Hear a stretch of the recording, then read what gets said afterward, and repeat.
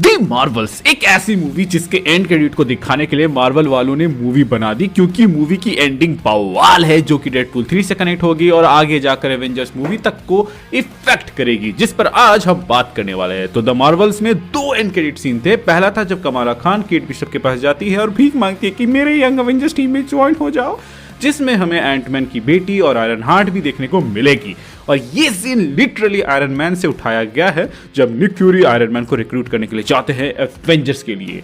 Young Avengers पर MCU में कोई प्रोजेक्ट अभी तक तो कंफर्म नहीं है, बट इतना तो तय है कि अगर वो लोग ये सब दिखा रहे हैं तो शायद तक एक मूवी या फिर एक डिज्नी प्लस स्पेशल लाइनअप तो वो जरूर दिखाएंगे। पर क्योंकि कांस्टेंट फेलियर की वजह से एमसीयू अपना सारा लाइनअप रीप्लान कर रहा है, जैसे कि कैंग की जगह सीक्रेट वॉर्स में अब डॉक्टर डूम सेंटर में हो सकता है, एंड ऐसा भी हो सकता है कि ओल्ड एवेंजर्स जैसे कि टोनी स्टार्क और स्टीव रॉजर्स वापस आ जाएं, ताकि वो लोग नॉस्टैल्जिया वाला फैक्टर को यूज करके ऑडियंस को ल्योर कर सके थिएटर तक। और कई प्रोजेक्ट्स कैंसिल भी किए जा रहे हैं, तो ये देखना दिलचस्प होगा कि यंग एवेंजर्स किस कैटेगरी में जाता है। क्या वो ड्रॉप कर दिया जाएगा या फिर बना दिया जाएगा। देखा जाए तो यंग एवेंजर्स डायरेक्टली किसी टीम अप मूवी जैसे कि कैंग डायनेस्टी में भी देखने को मिल सकता है, तो वहां पर वो लोग काम आ सकते हैं। पर जो दूसरा क्रेडिट सीन था वो बहुत ही ज्यादा इंपॉर्टेंट था।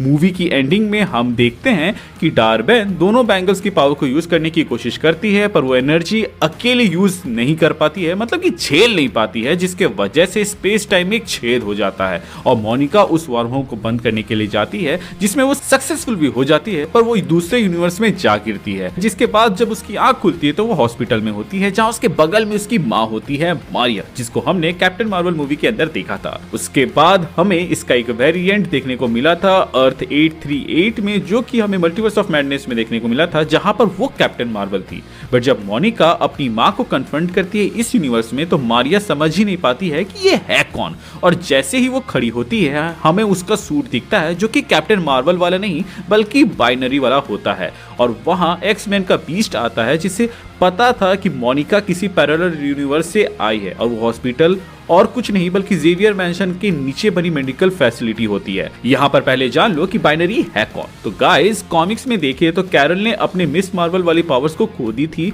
और वो एक्स-मैन के साथ लग गई थी काम पर जब एक एलियन रेस ने उस पर एक्सपेरिमेंट किया तो उसे कुछ पावर्स मिली और वो पावर्स उसकी ओल्ड वन से भी ज्यादा पावरफुल थी। वो खुद एक कॉस्मिक बीइंग बन गई थी और उसने खुद का नाम ही बाइनरी रखा था। तो ये वो बाइनरी है जो कैप्टन मार्वल का अल्टर ईगो से बहुत ज्यादा पावरफुल है। और उसके अलावा इस मारिया ने दोनों क्वांटम बैंड्स भी यहाँ पहने रखे हैं अपने हाथों में, तो आप समझ ही जाओ कि वो कितनी ज्यादा पावरफुल होगी और यहाँ पर उसको कितने ज्यादा पावर्स मिले होंगे। पर अगर उसके पास क्वांटम बैंड्स हैं और वो बाइनरी है, जिसका मतलब ये हुआ कि वो अर्थ 838 वाला यूनिवर्स नहीं है और यहाँ चार्ल्स जेवियर अभी भी जिंदा है। तो यहाँ पर कई सारी पॉसिबिलिटीज बन सकती हैं, लेकिन अगर हम उन सारे पॉसिबिलिटीज को नैरो डाउन करें तो यहाँ पर दो ही यूनिवर्सेस बच जाते हैं जहाँ पे मारिया गई है, और वो दोनों सिचुएशन में पोस्ट क्रेडिट सीन डेडपूल 3 से कनेक्ट हो सकता है। सबसे पहला वाला तो है एक्स-मैन 97 वाला यूनिवर्स, जिसका एनिमेटेड वर्जन मार्वल हमें दिखाने वाला है, इसीलिए उसके शो को फिर से कंटिन्यू किया जा रहा है, जहां पे उसको मल्टीपल शोज मिलेंगे, क्योंकि वो उस एमसीयू का कैनन पार्ट होने वाला है जो कि हमें बड़े स्क्रीन में दिखने वाला है। पर इससे टाइमलाइन पे इफेक्ट पड़ेगा, क्योंकि ये शो तो पहले ही टेक प्लेस कर चुका है। तो मोस्ट पॉसिबली जिस यूनिवर्स में मोनिका फंसी हुई है वो एक्स-मैन वाला यूनिवर्स है, क्योंकि बीस्ट को जो एक्टर यहाँ पे प्ले कर रहा है वो वही ओल्ड बीस्ट है जिन्होंने प्ले किया था एक्स-मैन मूवी के अंदर। अब एक्स-मैन मूवी के टाइमलाइंस तो मैंने एक्सप्लेन कर रखे हैं, जिसका लिंक आपको डिस्क्रिप्शन और आई बटन में शो होगा,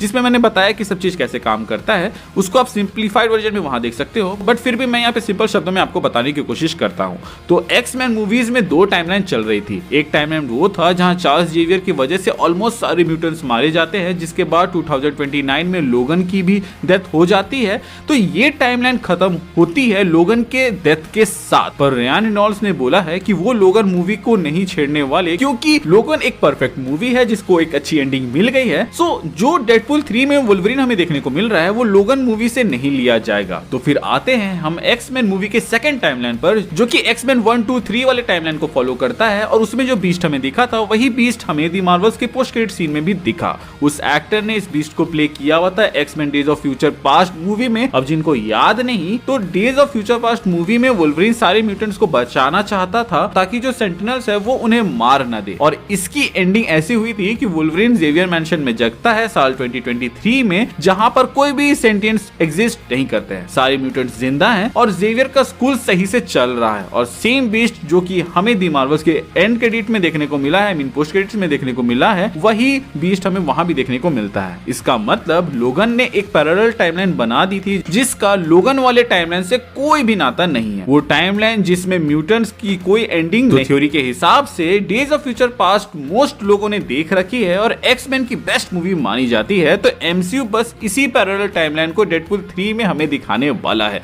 जिससे लोगन मूवी की लेगेसी खराब नहीं होगी और हमें म्यूटेंट्स भी मिल जाएंगे। दी मार्वल्स में बस उन्होंने हिंट दिया है इस बात का, और मोनिका रैम्बो भी शायद हमें डेडपूल 3 में दिख जाए, क्योंकि म्यूटेंट्स को एमसीयू के अंदर कंफर्म करने वाली यही थी। तो डेडपूल 3 में वुल्वरीन जिस यूनिवर्स से आएगा और जो भी रिटर्निंग म्यूटेंट्स होंगे जो केविन फाइगी ने बोला है कि सीक्रेट वार्स में आएंगे, वो इसी टाइमलाइन से मोस्ट प्रोबेबली आएंगे। और इसीलिए दी मार्वल्स का पोस्ट क्रेडिट सीन इंपॉर्टेंट था, क्योंकि ये स्टार्ट था म्यूटेंट्स की कहानी का जो डेडपूल 3 से लेके सीक्रेट वार्स तक चलेगी, जब तक यूनिवर्स रिबूट नहीं हो जाता और सारे म्यूटेंट्स रिकास्ट नहीं हो जाते। जो भी हो, मैं एक्स-मैन को एमसीयू में देखकर खुश हूं, क्योंकि अब एक्स-मैन वर्सेस एवेंजर्स कभी भी हो सकता है और उसे बड़े पर्दे में दिखाया जा सकता है। आप किस चीज के लिए एक्साइटेड हो हमें कमेंट सेक्शन में जरूर बताइएगा। बाकी चैनल पे नए हैं तो चैनल को सब्सक्राइब कर दीजिएगा ताकि आप ऐसे कंटेंट मिस ना करें। Thank you for watching this video, stay tuned.